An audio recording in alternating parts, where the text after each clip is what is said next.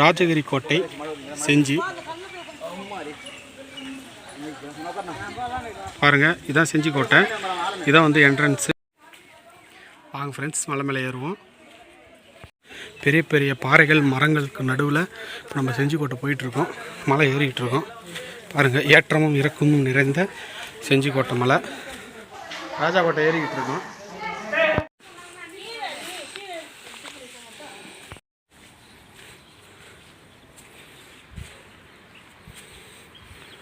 பீரங்கி பாருங்கள். செஞ்சிக்கோட்டையில் மிக முக்கியமான அம்சங்களில் ஒன்று இந்த பீரங்கி. இன்னும் மேலே ஏறணும், வாங்க ஏறுவோம். செஞ்சிக்கோட்டை உள்ளே போயிட்டுருக்கோம். மலைக்கு பாதி மேலே வந்தீங்கன்னா இந்த மாதிரி தான் இருக்கும். பாருங்கள் நம்ம பாதி மலை ஏறிட்டோம். இன்னும் பாருங்கள் பாதி மலை ஏறணும். ஏன்னா இடையில மண்டபங்கள்லாம் கட்டியிருக்காங்க. காடு மாதிரியும் இருக்குது. வாங்க, இன்னும் போக வேண்டிய தூரம் இருக்குது. இந்த ஆலயம் பார்த்திங்கன்னா கமலக்கண்ணி அம்மன் ஆலயம்னு சொல்லுவாங்க. இது வந்து செஞ்சி மலையில் இருக்குது. இதோட திருவிழா இதை பற்றி எல்லா டீட்டெயிலும் பார்த்திங்கன்னா தனி வீடியோவை போட்டிருக்கேன், செக் பண்ணி பாருங்கள். இந்த கமலக்கண்ணி ஆலயம் பார்த்திங்கன்னா ஒரு சிறப்பு வாய்ந்த ஒரு ஓவியம் இருக்குது. நம்ம செஞ்சிக்கோட்டைக்கு போகிற வழியில் பார்த்திங்கன்னா பாலரங்கநாதர் கோயில் இருக்குது. இது வந்து பார்த்திங்கன்னா பாதி மலையில் இருக்குது. இதோட வரலாறு பார்ப்போம். இந்த செஞ்சிக்கோட்டை பார்த்திங்கன்னா இப்போ வந்து யுனெஸ்கோ வந்து அங்கீகாரம் கொடுத்துருக்காங்க.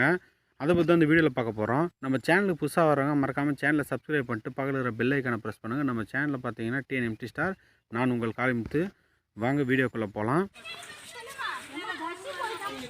நம்ம ராஜா கோட்டைக்கு மேலே வந்துட்டோம். அங்கே பாருங்கள் பாலம் தெரியுது. அது வந்து இழுவ பாலம். வாங்க மேலே போய் பார்ப்போம். வந்து ராஜாக்கோட்டில் வந்து அந்த காலத்தில் வந்து இது வந்து இழுவை பாலமாக பயன்படுத்துவாங்க. இப்போ வந்து தற்காலிகத்தில் அந்த மாதிரி மாற்றிட்டாங்க. முன்னாடி வந்து பாலம் வந்து இப்படி தூக்குற மாதிரி திருப்பி கீழே வர மாதிரி இருக்கும். பாருங்கள், இது வந்து ஆழி. இதில் வந்து போர்க்காலத்தில் வந்து எதிரிங்க வந்து இந்த மலைக்கு ஏற முடியாத மாதிரி பண்ணியிருக்காங்க. அப்படியே பாருங்கள், ராணிக்கோட்டை தெரியுது. அதுக்கப்புறம் பார்த்திங்கன்னா சிட்டியோட வியூ தெரியும். இந்த பக்கம் பாருங்கள் எவ்வளோ பசுமையாக இருக்குன்னு சொல்லிட்டு. வராது இது விழுப்புரம் மாவட்டத்தில் சிறந்த சுற்றுலா தலங்களில் ஒன்றாக செஞ்சிக்கோட்டை திகழ்கிறது. சோழர் காலத்தில் சிங்கப்பூர் என்று அழைக்கப்பட்டது செஞ்சி. இதுவே திரிந்து செஞ்சி என்று ஆனது. சோழர்கள் ஆட்சி பலவீனம் அடைந்த பின்னாடி பார்த்தீங்கன்னா ஆனந்தகோன் என்ற குறுநில மன்னர் வந்து கோனார் வம்ச ஆட்சியை 13ஆம் நூற்றாண்டில் நிறுவியிருக்காரு. அதை தொடர்ந்து பார்த்தீங்கன்னா 13ஆம் நூற்றாண்டிலேயே கோன் சமூக ராஜவம்சத்தால் இந்த கோட்டை கட்டப்பட்டது. ஆனந்தகோன் எனும் அரசனால் கட்டப்பட்டு பின்னர் கிருஷ்ணகோன் எனும் அரசனால் விரிவுபடுத்தப்பட்டது.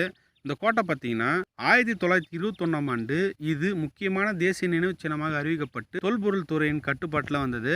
இந்த நிலையில் உலக புராதன சின்னமாக செஞ்சிக்கோட்டை அறிவிக்கப்பட்டுள்ளது. யுனெஸ்கோ உலக புராதன சின்னங்களில் செஞ்சிக்கோட்டை இடம்பெற்றுள்ளது.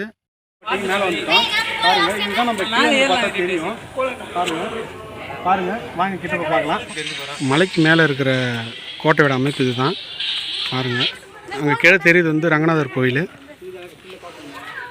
யானை குளங்கள்லாம் தெரியுது. பாருங்க, சிட்டி வியூலாம் எப்படி இருக்கு பாருங்க. இது வந்து பார்த்தீங்கன்னா மணிகோபுரம்னு சொல்லுவாங்க. நம்ம செஞ்சிக்கோட்டை கீழே வந்து பார்த்தா தெரியும். இது வந்து ரங்கநாதர் கோவில். இது வந்து பார்த்தீங்கன்னா மண்டபங்கள். செஞ்சிக்கோட்டை பார்த்தீங்கன்னா செஞ்சி சிட்டி தெரியுது. கீழே பார்த்தீங்கன்னா செஞ்சியோட அமைப்பு இதுதான், கோட்டையோட அமைப்பு. யானை இப்போ வந்து பார்த்தீங்கன்னா நம்ம செஞ்சிக்கோட்டையோட உச்சிக்கு வந்துட்டோம். இங்கேருந்து பார்த்தீங்கன்னா இங்கே பாருங்கள் ராணிக்கோட்டை தெரியுது. அதுக்கப்புறம் பார்த்தீங்கன்னா செஞ்சியோடைய சிட்டி தெரியுது பாருங்கள்.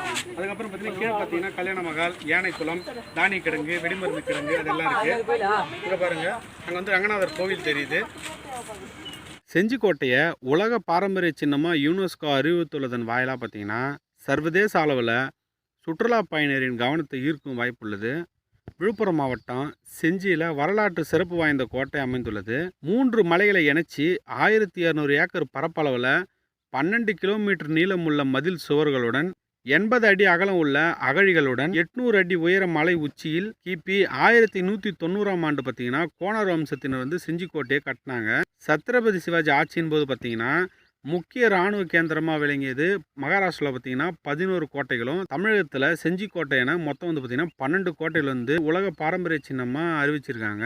தமிழகத்தில் ஏற்கனவே மாமல்லபுரம் சிற்பங்கள், தஞ்சை பெரிய கோயில், கங்கை கொண்ட சோழபுரம், கும்பகோணம் ஐராவதம் கோவில், ஊட்டி மலை ரயில் ஆகியவை வந்து பார்த்திங்கன்னா உலக பாரம்பரிய சின்னங்களாக இருக்குது. இந்த பட்டியலில் பார்த்திங்கன்னா செஞ்சிக்கோட்டை 6வதாக இடம்பெற்றிருக்கு. செஞ்சிக்கோட்டை உலக பாரம்பரிய சின்னமாக அறிவிக்கப்பட்டிருப்பதால் இந்தியாவுக்கு வரும் வெளிநாட்டு சுற்றுலா பயணியரின் எண்ணிக்கை அதிகரிக்க வாய்ப்புள்ளது. இந்திய தொழில்துறையின் கட்டுப்பாட்டில் உள்ள செஞ்சிக்கோட்டை பார்த்திங்கன்னா மத்திய அரசு முக்கியத்துவம் கொடுத்து மேம்படுத்தும். இதனால் செஞ்சி நகர மக்களுடைய நீண்ட நாள் கோரிக்கையான படகு சவாரி, ரோப்கார் திட்டங்கள் நிறைவேற வாய்ப்பு இருக்குது. தமிழக வரலாற்று பெருமைக்கு சான்றாகவும் இந்திய மண்ணுக்கு பெருமை சேர்க்கும் சரித்திர பூமியாகவும் செஞ்சிக்கோட்டை உள்ளது. வானுயர்ந்த மலைக்கோட்டை, கலைநயமிக்க கற்கோயில்கள், அற்புதமான நெற்களஞ்சியங்கள், ஆழமான அகழி என ஏழ்மிகு ஓவியமாய் வியக்க வைக்கும் செஞ்சிக்கோட்டையை யுனெஸ்கோ அங்கீகரித்துள்ளது வந்து மகிழ்ச்சி. லைக் பண்ணுங்க, ஷேர் பண்ணுங்க, கமெண்ட் பண்ணுங்க ஃப்ரெண்ட்ஸ். மறக்காம சேனலை சப்ஸ்கிரைப் பண்ணுங்க.